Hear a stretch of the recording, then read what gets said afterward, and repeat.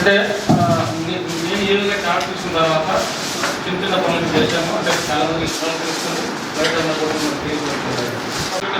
చేయడానికి ఏర్పాటు చేస్తున్నాం. సో 3వ గేట్ స్టాండ్ బై పెడతాం, ఎమర్జెన్సీలు మాత్రమే వాడతాం. సో అందరూ కూడా విఐపీస్ మాత్రం 40 గేట్ నుంచి వస్తారు.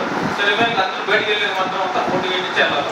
ఇక్కడ నుంచి వెళ్ళడానికి లేదు. ఎవరు ఎంటర్ అయినా కూడా అవుట్ వచ్చి ఓన్లీ 40 గేట్. సో ఆ విధంగా కింద కూర్చొని చేయకూడే ఉద్దేశంతో మ్యాట్ వేసాము. దాన్ని కూడా ఒకటిగా చూపిస్తున్నాం.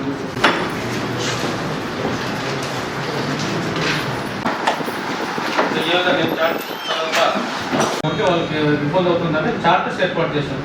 సో అక్కడ స్టాండ్ మీద పెట్టి అట్లా ఫుట్బాల్ ఎక్స్టెండ్ చేసిన తర్వాత మనకి రాజవీధి పూజల్లో చాలా మంది కింద కూర్చొని చేస్తుంటారు. అంటే అక్కడ పీఠాలు లేక చాపలు లేక చాలా మంది కింద అంటే